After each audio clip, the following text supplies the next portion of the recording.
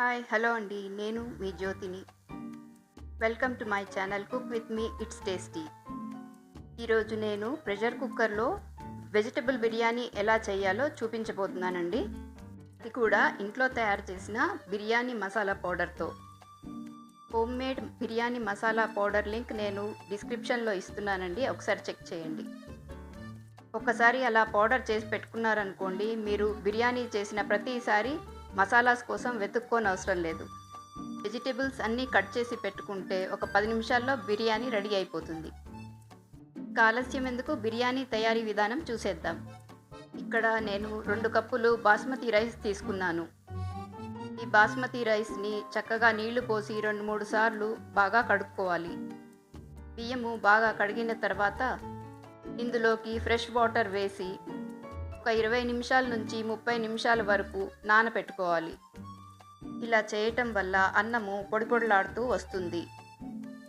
బిర్యానీకి అన్నము ముద్దగా ఉంటే బాగోదండి, అందుకనే ఈ ప్రొసీజర్ తప్పకుండా ఫాలో అవ్వాలి.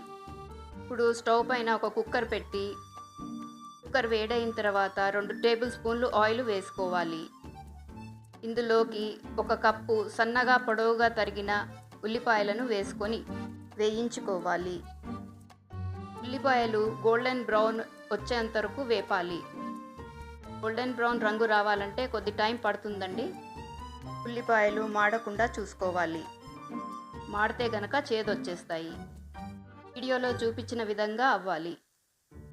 ఇందులోకి 1 బిర్యానీ ఆకు, 1 ఇంచు దాల్చిన చెక్క, 2 చిన్న యాలకులు, 3 లవంగాలు వేసుకొని ఒక అర నిమిషం వరకు వేయించుకోవాలి. ఇలా వేయించడం వల్ల మసాలా దినుసుల్లోని ఆయిల్స్ యాక్టివేట్ అయ్యి మంచి సువాసన వస్తుంది. ఇప్పుడు 1 టేబుల్ స్పూను అల్లం వెల్లుల్లి పచ్చిమిరపకాయల పేస్ట్ వేసుకోవాలి. వీటిని కూడా పచ్చివాసన పోయే వరకు వేయించుకోవాలి. ఇవి బాగా వేగిన తర్వాత 1 టీ స్పూన్ కసూరి మేతి వేసి ఒక అర నిమిషము వేయించుకోవాలి. కసూరి మేతి బిర్యానీకి మంచి వాసన మరియు రుచిని ఇస్తుంది. నా ప్లేలిస్ట్లో బిర్యానీ మసాలా పౌడర్ వీడియో ఉంటుందండి, ఒకసారి చెక్ చేయండి. నేను డిస్క్రిప్షన్లో కూడా లింక్ ఇస్తాను. ఇంట్లో తయారు చేసుకున్న బిర్యానీ మసాలా పౌడర్ 2 టేబుల్ స్పూన్లు వేసుకోవాలి. బిర్యానీ మసాలా పౌడర్ని ఉల్లిపాయలతో పాటు ఒక అర నిమిషము వేయించుకోవాలి. మీరు మొదటిసారి నా వీడియో చూస్తున్నట్టయితే లైక్ చేయండి, కామెంట్ చేయండి, సబ్స్క్రైబ్ చేయడం మాత్రం మర్చిపోకండి. ఇందులోకి నేను 2 టేబుల్ స్పూన్లు ఫ్రెంచ్ బీన్స్, 3 టేబుల్ స్పూన్లు క్యారెట్, 2 నుంచి 3 టేబుల్ స్పూన్లు పచ్చి బఠానీ, 2 table spoons capsicum, 3 table spoons paneer cubes వేసుకున్నాను. వీటన్నిటిని మసాలాతో బాగా మిక్స్ అయ్యేలాగా కలుపుకోండి. కూరగాయ ముక్కలన్నిటికీ మసాలా పౌడర్ కోట్ అవ్వాలి. ఇలా అన్నీ బాగా కలుపుకున్న తర్వాత 1 టేబుల్ స్పూన్ ఉప్పు వేయాలి. వేసుకున్న ఉప్పు అన్ని ముక్కలకి బాగా పట్టేట్టుగా కలుపుకోవాలి. ఇలా బాగా కలుపుకున్నాక 1 కప్పు చిలికిన పెరుగుని వేసుకోవాలి. ఇప్పుడు అన్నిటినీ ఒకసారి బాగా మిక్స్ చేసుకొని ముందుగా నానబెట్టి ఉంచుకున్న బాస్మతి రైస్ని వేసుకోవాలి. మనం వేసిన నూనె, కూరగాయ ముక్కలు, మసాలా పౌడరు అంతా రైస్కి పట్టేలాగా ఒకసారి బాగా కలుపుకోవాలి.